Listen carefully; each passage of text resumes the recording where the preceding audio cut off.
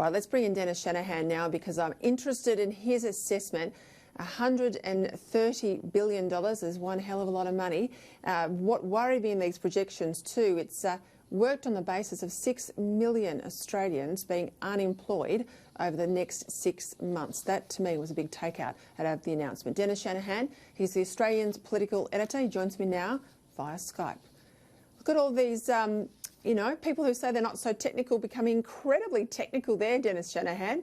You'll never be able to go back anywhere else. You're quite the technical expert. I want to go to this announcement today. I think the government has met the market in the sense that people want to see a way to keep workers attached to their employers. My worry is that it's a flat fee assessment. It doesn't take into any consideration what people actually earn, and it requires business to have the cash flow to pay them now and get reimbursed in May.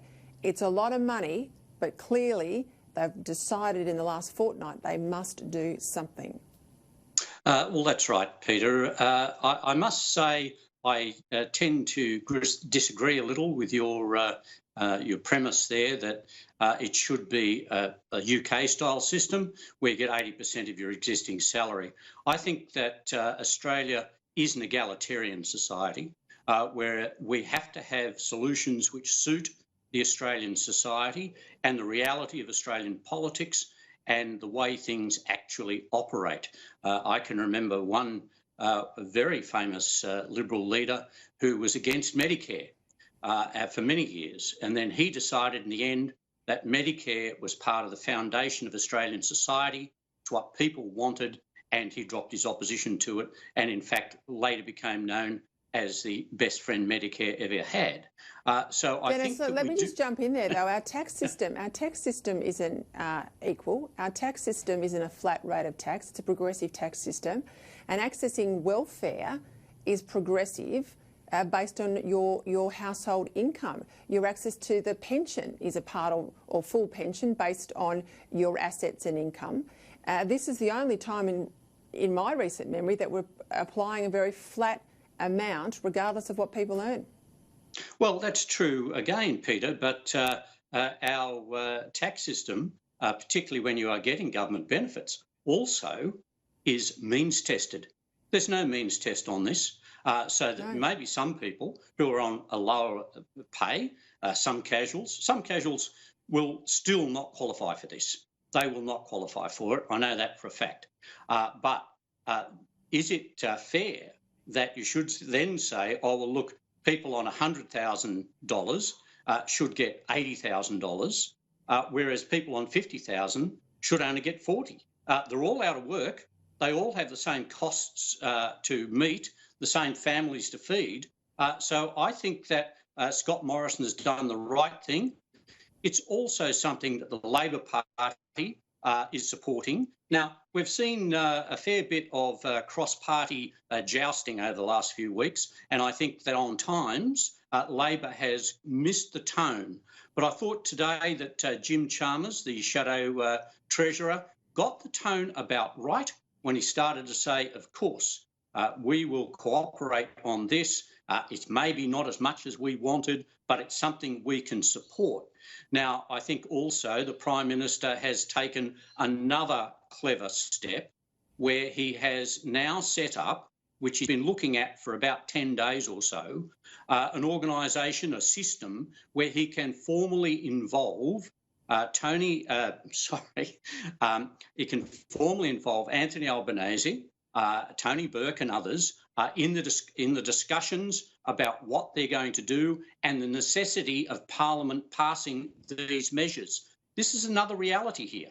Parliament has to pass this measure, and there would be no way Parliament would pass a measure which wasn't egalitarian. And so I think that overall, and we've had unprecedented all day, but I think that in this huge package, Scott Morrison's got the thinking just about right. He will ensure that it gets through as fast as possible, and he's also ensuring that not only is it an Australian package suited for Australian conditions and society, but it's also one using, as you pointed out, the existing system. This isn't some new system of payment. It's a new payment, but it is using a payment using an existing system. This is very important. It won't get the money out instantly, but it'll get the money out a hell of a lot quicker than some system that's being dreamed up in the UK. Yeah, look, I agree with that, but it's a new system that he didn't realise he had 2 weeks ago, I have to say. And I still go back to the point, I don't think it's not egalitarian to pay people what they earn, and I think there should be a reasonable cap. You know, I would have probably put a cap around $100,000 on it.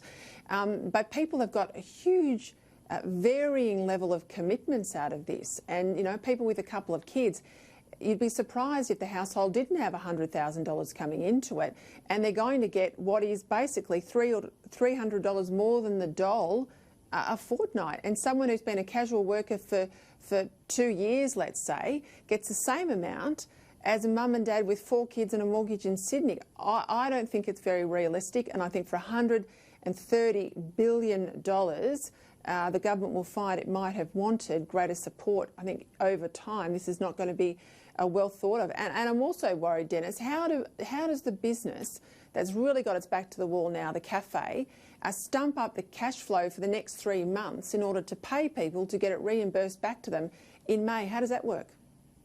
Well, I think, and the detail, as you say, is still being worked out here.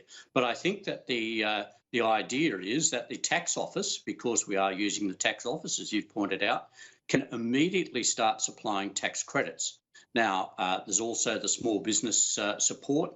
So small businesses, and even if they do, to use the Prime Minister's term, go into hibernation, can continue to pass this money to employees who have still been stood down. They're passing the government money on to the retrenched or laid off employees, whether they earn $150,000 a year or $20,000 a year.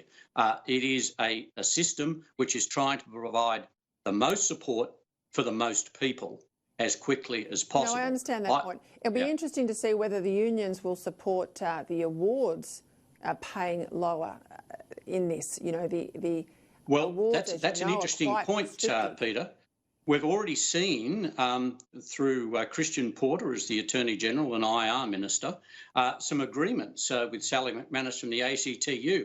In fact, federal Labor has been out of step with some of the moves that the ACTU has been taking. And while you've been on air, the ACTU has said yes, they would have preferred to have seen a bit higher rate, but they've actually said they welcome this move. So the government has already getting on side the Labor Party, the Labor opposition, federal Labor opposition. It already has on side the state premiers through the National Cabinet, and now the union movement. This means this measure won't spend long sitting there to be decided or lack a majority support in the public. You're right. I expect the unions would love something that pays everyone just one flat wage. It's the way the socialists love it. Anyway, Dennis, got to leave it there. Thank you very much for your time tonight.